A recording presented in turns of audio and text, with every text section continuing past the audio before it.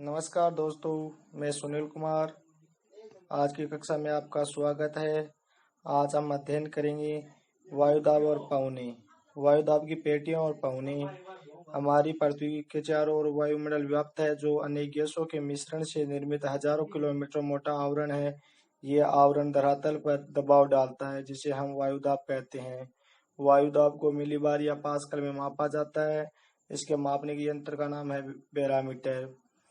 वायुदाब की खोज सर्वप्रथम ग्लूरिक ने की थी। उसने बताया कि वायुदाब निरंतर परिवर्तनशील होता है, अर्थात हर समय एक समान नहीं रहता है।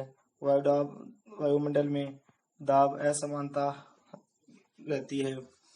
वायुदाब के क्षैतिज वितरण की अपेक्षा उसका ऊर्ध्वाधर वितरण अधिक महत्वपूर्ण है। धरातल से सौरमंडल की ओर जाने पर प्रति 10 मीटर ऊंचाई पर 1 मिलीबार की दर से वायु दाब घटता है। वायुदाब पेटियां। नंबर 1 भूमध्य रेखीय निम्न दाब। नंबर 2 उपोष्ण कटिबंधीय उच्च दाब। नंबर 3 उपध्रुवीय निम्न दाब। नंबर 4 ध्रुवीय उच्च दाब पेटियां। जैसा कि आपको दर्शाया गया है इस चित्र के माध्यम से कि पेटियां इस प्रकार है। नंबर 1 भूमध्य रेखीय निम्न दाब। इसका विस्तार भूमध्य रेखा से 5 डिग्री उत्तर तथा 5 डिग्री दक्षिण के मध्य है। सूर्य की किरणों का सीधापन होने के कारण तापमान हमेशा उच्च होता है, जिसके कारण वायुदाब निम्न होता है। वायुमंडल में जल वाष्प की अधिकता होने के कारण वायु घनत्व कम रहता है। भूमध्य रेखा पर भू घूर्णन का वेग सर्वाधिक होने के कारण अपकेंद्रीय बल सर्वाधिक होता है, जिसके कारण यहाँ पे तापजन्य पेटियों का निर्माण होता है। नंबर 2 उपोष्ण कटिबंधीय उच्च दाब पेटियां। विस्तार। इसका विस्तार भूमध्य रेखा के दोनों ओर 30 से लेकर 35 डिग्री तक होता है। यहाँ पर वर्ष भर उच्च तापमान, उच्च वायुदाब व मेघ रहित आकाश पाए जाते हैं। इनकी प्रमुख विशेषता यह है कि विश्व के सभी उष्ण मरुप्रदेश इसी पेटी में महाद्वीपों के पश्चिम किनारे पर स्थित है। वायुमंडल के ऊपरी भाग में घर्षण का अभाव होने के कारण उत्तर ध्रुव या उत्तरी गोलार्ध में हवाएं दाएं ओर तथा दक्षिणी गोलार्ध में हवाएं बाईं ओर मुड़ जाती है। इन उच्च दाब के क्षेत्रों को अश्व अक्षांश भी कहा जाता है। यहाँ की पेटियां गतिजन्य पेटियां हैं। फिर आते हैं उपध्रुवीय निम्न ताप पेटियां। ये पेटी 60 डिग्री से लेकर 65 डिग्री उत्तरी व दक्षिणी अक्षांश के मध्य है। इन अक्षांशों में निम्न तापमान पाया जाता है, लेकिन यहाँ उच्च वायुदाब की अपेक्षा निम्न वायुदाब पाया है, जिसका कारण है पृथ्वी की घूर्णन गति। यह भी गतिजन्य पेटी है। नंबर 4 ध्रुवीय उच्च वायुदाब पेटियां।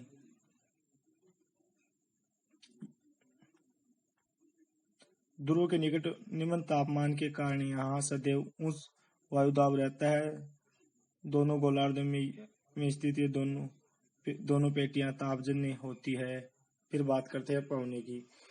पवने हमेशा उच्च वायुदाब से निम्न वायुदाब की ओर चलती है, लेकिन पृथ्वी के घूर्णन के कारण उत्पन्न विक्षेपी बल या कोरिलियस बल के कारण इन पवनों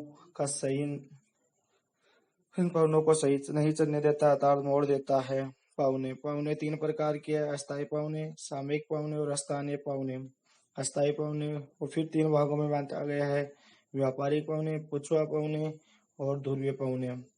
सामयिक पवने को फिर 3 भागों में बांटा गया है: मानसूनी पवने, स्थल समीर या जल समीर या सागरीय समीर, और फिर है पर्वत या घाटी समीर। जो स्थानीय पवने हैं उसमें चिनूक, फोन, बोरा, हर्मटान, मिस्ट्रल, लू, खमचीन, नॉर्थर, सिराको आदि प्रमुख है। स्थानीय पवने वे पवने जो वर्ष भर एक ही दिशा में चलती है अस्थायी पवन कहलाती है। उसका उपप्रकार ये 3 प्रकार की है: पूर्वी व्यापारिक पवने, इसको समांगी पवने भी कहते हैं, पुछुआ पवने और ध्रुवीय पवने। व्यापारिक पवने इन पवनों की उत्तरी गोलार्ध में दिशा उत्तर पूर्व से दक्षिण पश्चिम की ओर तथा दक्षिणी गोलार्ध में इनकी दिशा दक्षिण पूर्व से उत्तर पश्चिम की ओर होता है। जैसा कि आप भूमध्य रेखा के जस्ट ऊपर देख रहे हो कि ये सीधी न चलकर थोड़ी उत्तरी गोलार्ध में दाईं ओर और दक्षिणी गोलार्ध में बाईं ओर मुड़ जाती है। फिर आते हैं पछुआ पवन। उत्तरी गोलार्ध में इसकी दिशा दक्षिण पश्चिम से उत्तरी पूर्व है, जबकि उत्तरी गोलार्ध में उत्तर पश्चिम से दक्षिण पूर्व की ओर होती है। यह पवन दक्षिणी गोलार्ध में जल की अधिकता के कारण तूफानी रूप से चलती है, इसलिए नाविकों वहां के जो स्थानीय नाविकों ने उसके कुछ उपनाम दिए हैं। 40 डिग्री को ग्रस्ता चालीसा या रोरिंग फोर्टीज, 50 डिग्री को भयंकर चालीसा, सॉरी भयंकर 50 है, ये गलती से मिसप्रिंट हो गया, भयंकर 50, 60 डिग्री को चीकता साठा। फिर है ध्रुवीय पवने। यह पवने व्यापारिक पवने के समान चलती है, अर्थात इन पवनों की उत्तरी गोलार्ध में उत्तर पूर्व से दक्षिण पश्चिम तथा दक्षिणी गोलार्ध में इनकी दिशा दक्षिण पूर्व से उत्तर पश्चिम होती है। फिर है सामयिक पवने। यह पवने जो समय के साथ अपना मार्ग बदल देती है, सामयिक पवने कहलाती है। इनके भी 3 प्रकार है, स्थल व जल समीर, घाटी व पर्वत समीर, मानसूनी हवाएं या पवने। नंबर 1 है स्थल व जल समीर। जैसा कि चित्र नंबर 1 के माध्यम से देख रहे हो कि यहाँ पे सूर्य उदय हो रहा है। सूर्य उदय के समय जो स्थल भाग है वहाँ का तापमान अत्यधिक होता है। तापमान अत्यधिक होने के कारण यहाँ पे लो प्रेशर पाया जाता है, वायुदाब निम्न। और जो समुद्र है, समुद्र में उसका जो तापमान वो लो होता है। लो होने के कारण यहाँ पर हाई प्रेशर पाया जाता है, जिसके कारण हवाएं हाई प्रेशर से लो प्रेशर की ओर चलती है।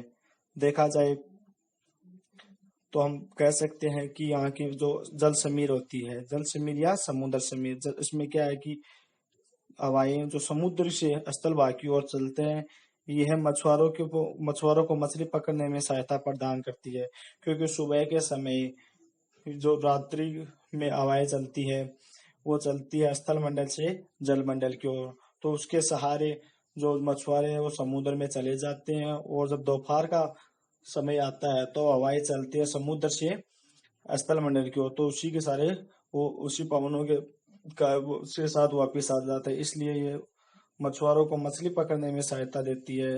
नंबर 2 पर है स्थल समीर।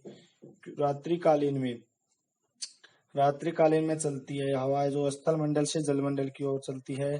जैसा कि आपको डायग्राम में दिखाया गया है कि स्थल मंडल पर हाई प्रेशर होता है और जो समुद्र के अंदर लो प्रेशर होता है, जिसके कारण ये हवाएं चलती है। फिर घाटी व पर्वत समीर। डायग्राम नंबर 1 में देख रहे हो कि सुबह का समय या दिन का समय है।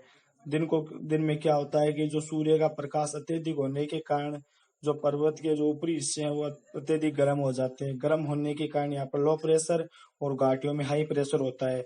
हवाएं हाई प्रेशर से लो प्रेशर की ओर जाती है, जिसे इसमें बोलते हैं एनाबेटिक। और नीचे की जो स्लाइड है उसमें देख सकते हैं कि जो ऊपर पर्वत के जो किनारे हैं वहां पे ताप रात्रि के समय कम होता है, जिसके कारण हाई प्रेशर हो जाते हैं, और घाटियों में लो प्रेशर। तो हवाएं हाई प्रेशर से लो प्रेशर की ओर चलती है। इसी कारण सर्दियों में लंबी रातें में आसमान खुला होने पर तापमान के प्रतिलोमन की दशाएं पाई जाती है, जिसके कारण कोहरा और धुंध आती है। फिर बात करते हैं मानसूनी पवन। वे मौसमी पवन है जो वर्ष में क्रमिक रूप से 2 बार अपना मार्ग बदलती है, मानसूनी पवन कहलाती है। उत्तर पूर्व व दक्षिणी पश्चिम। जो गर्मियों में देखा जाए तो मानसून दक्षिण पश्चिम से आता है, और शीतकालीन मानसून आता है वो उत्तर पूर्व से आता है। शीतकालीन मानसून जो आता है वो सब कोरामंडल तट पर, जो तमिलनाडु वहां पर अत्यधिक बारिश करता है। और इसमें कुछ संकल्प है, तापीय संकल्पना। जैसे अंतः उष्ण कटिबंधीय अभिसरण, ITC भी कहते हैं। ये शीतकालीन उत्तरी पूर्वी मानसून होता है, जैसा कि डायग्राम के माध्यम से दिखाया गया है। फिर आधुनिक संकल्पना, इसे जेट स्ट्रीम संकल्पना के नाम से भी जाना जाता है। इसी प्रभाव के कारण शरतकालीन मानसून की उत्पत्ति होती है। फिर वो बात अध्ययन करेंगे स्थानीय पौने। किसी स्थान विशेष के कारण जन्म लेती है और स्थानीय क्षेत्र को प्रभावित करती है, स्थानीय पौने कहलाती है। जैसे कि लू, जो राजस्थान के अंदर देखे तो उसका बड़ा ही महत्व है। यहाँ के हर बच्चे जानते हैं कि लू क्या है। उसका जो क्षेत्र देखा जाए तो उत्तरी भारत, जिसमें राजस्थान का हिस्सा आता है और पाकिस्तान के क्षेत्रीय मैदान आता है, और पर्वतीय ढालों के सहारे चलने वाली गर्म एवं स्थानीय पवनों को उत्तरी अमेरिका में चिनूक तथा यूरोप में फोन कहा जाता है। इसके बाद है शिराको पवन, जिसे रक्त वर्षा कहते हैं, जो इटली में करती है। ये शिराको पवन अफ्रीका महाद्वीप के सहारा के मरुस्थल से चलती है और ये भूमध्य सागर के ऊपर से चलने के कारण भूमध्य सागर से कुछ आर्द्रता ग्रहण कर लेती है और भूमध्य सागर को पार करके जब ये इटली में पहुंचती है तो वहां पे बारिश करती है। ये बारिश का रंग होता है लाल, क्योंकि जो ये पवने सहारा के मरुस्थल से चलती है, सहारा के मरुस्थल की मिट्टी का रंग है लाल। तो क्या है कि हवाएं जब चलती है तो अपने साथ कुछ मिट्टी के कण भी साथ लेती है, जिनके कारण वहां पे लाल रंग की वर्षाएं या रक्तनुमा बारिश होती है। इस पवनों को सहारा में शिमोम, लीबिया में गिबली, ट्यूनेशिया में चिली और स्पेन में लिवेस कहते हैं। फिर है हरमटान या डॉक्टर पवने। यह सहारा के मरुस्थल की ओर से चल के ये भूमध्य रेखा की ओर जाती है, तो उसे यह हरमटान पवन को डॉक्टर पवन कहते हैं, क्योंकि ये वहां के जो मछुआरे या भूमध्य रेखा के पास रहने वाले व्यक्तियों को ये सहायता या राहत प्रदान करती है। मिस्ट्रल, इसको ये स्पेन और फ्रांस में है, और बोरा है इटली से।